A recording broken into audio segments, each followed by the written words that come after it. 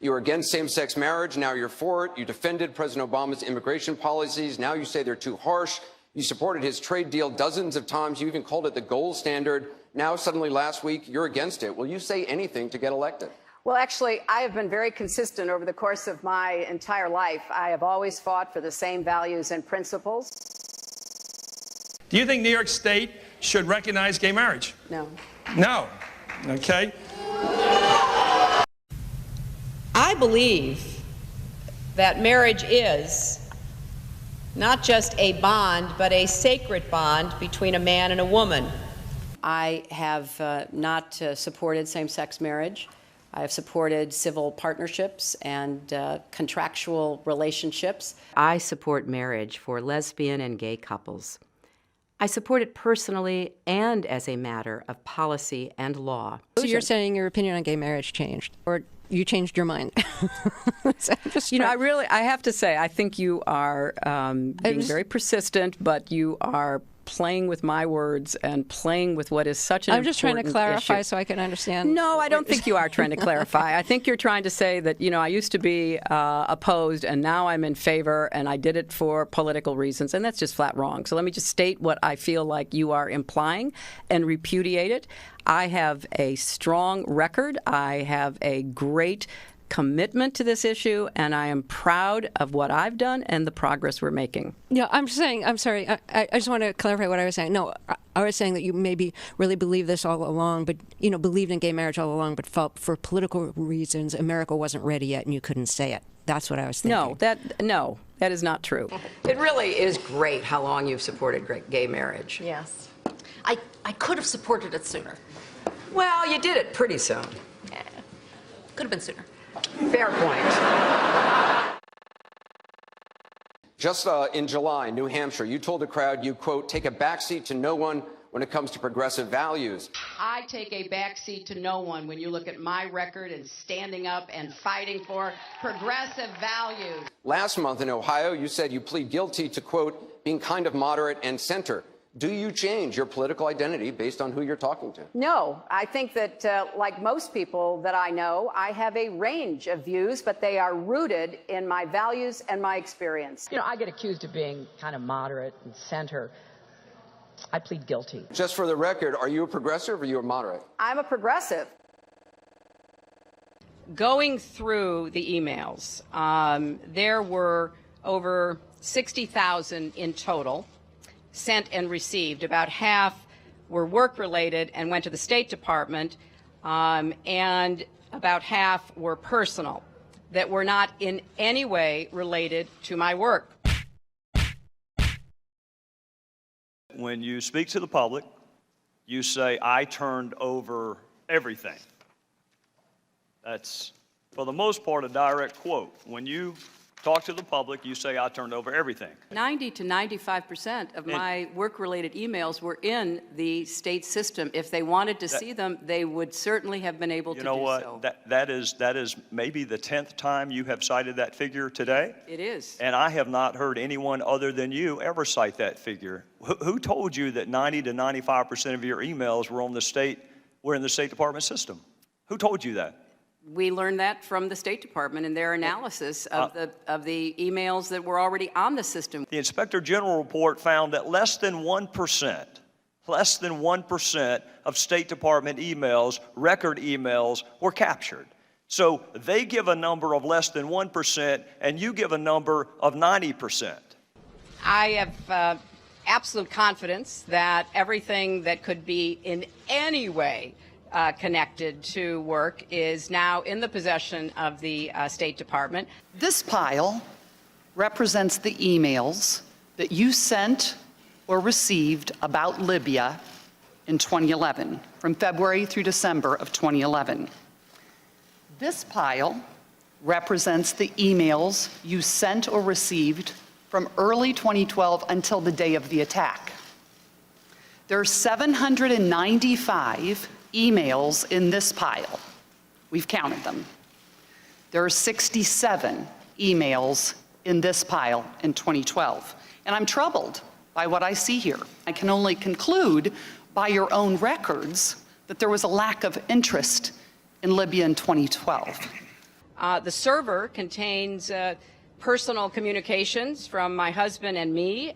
Only time I got on the internet, I did 2 emails, and I ordered Christmas presents from a reservation. Otherwise, I found people said embarrassing things on emails. I didn't want to be one of them.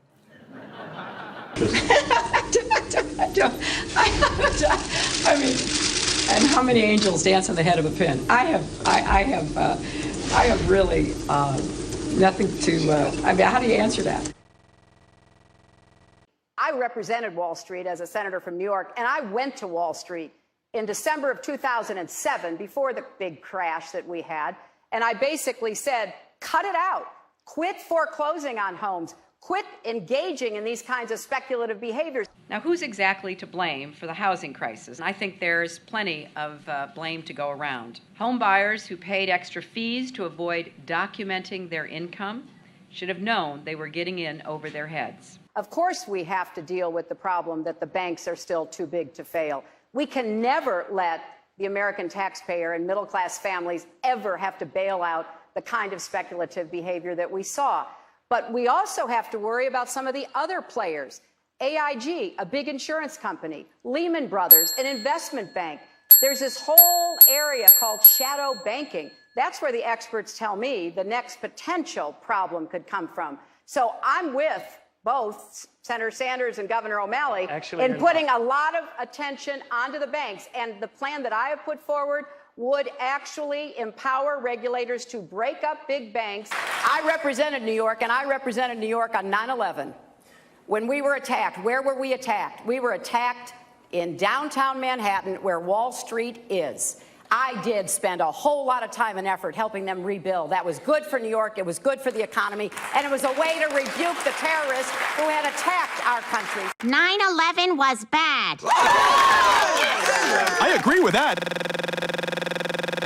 Time and time again, you hear one thing in speeches, and then you see a campaign that has the worst kind of tactics, reminiscent of the same sort of Republican attacks on Democrats. Well, I am here to say that it is not only wrong, but it is undermining core democratic principles. Since when do Democrats attack one another on universal health care? I've looked at the legislation that Senator Sanders has proposed, and basically he does eliminate the Affordable Care Act, eliminates private insurance, eliminates Medicare, eliminates Medicaid, TRICARE, Children's Health Insurance Program. Just because Senator Obama chose not to present a universal health care plan does not give him the right to attack me because I did.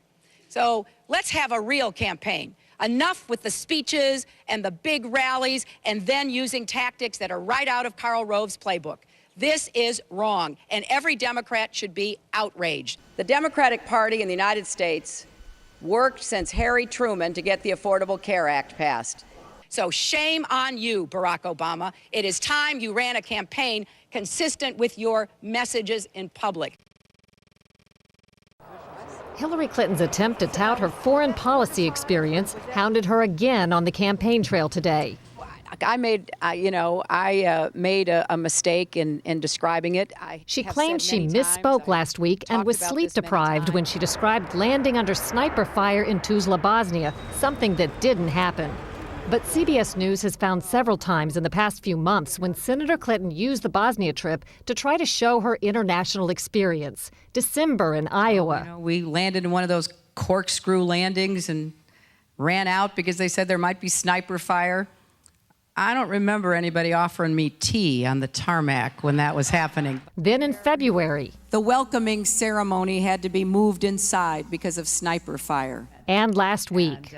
I remember landing under sniper fire. We basically were told to run to our cars. Now that is what happened. Differing accounts of your trip to Bosnia, and I'm wondering if you can clarify.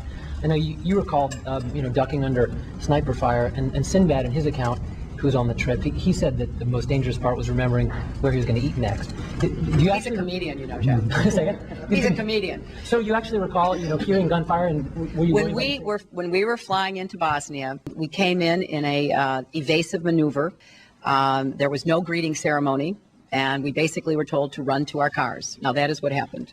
After CBS News video showed what really happened when she landed and greeted officials, Senator Clinton maintained there were risks, but explained to the Philadelphia Daily News why she was seen on the Bosnian tarmac greeting a young child if it was really so dangerous. I was also told that the greeting ceremony had been moved away from the tarmac, but that there was this 8-year-old girl, and I said, well, I can't rush by her. I've got to at least greet her. So I greeted her, I took her stuff, and I left. Now that's my memory of it. Good to see you. Once again, her memory doesn't match our videotape. She and her daughter Chelsea lingered on the tarmac to greet U.S. military officials, took photos. There was the group of 7th graders on the tarmac, too. And then Senator Clinton walked to the armored vehicle where she did eventually duck and enter.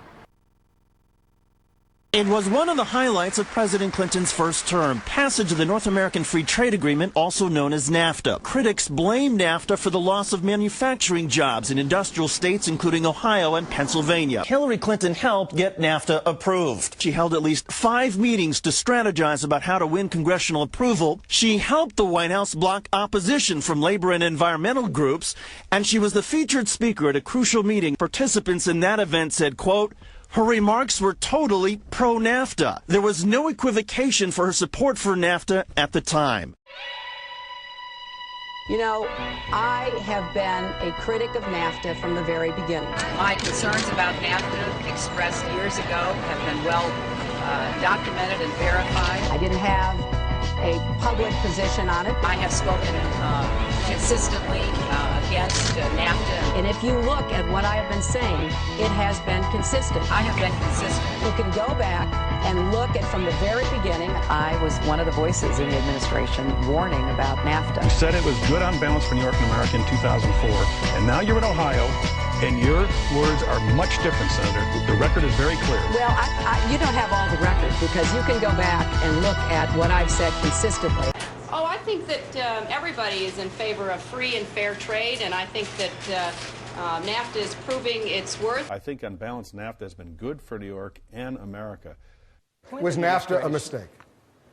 NAFTA was a mistake to the extent that it did not deliver on what we had hoped it would. Your opponents are saying that that's really part of a larger pattern with you, that you often avoid taking firm positions on controversial issues.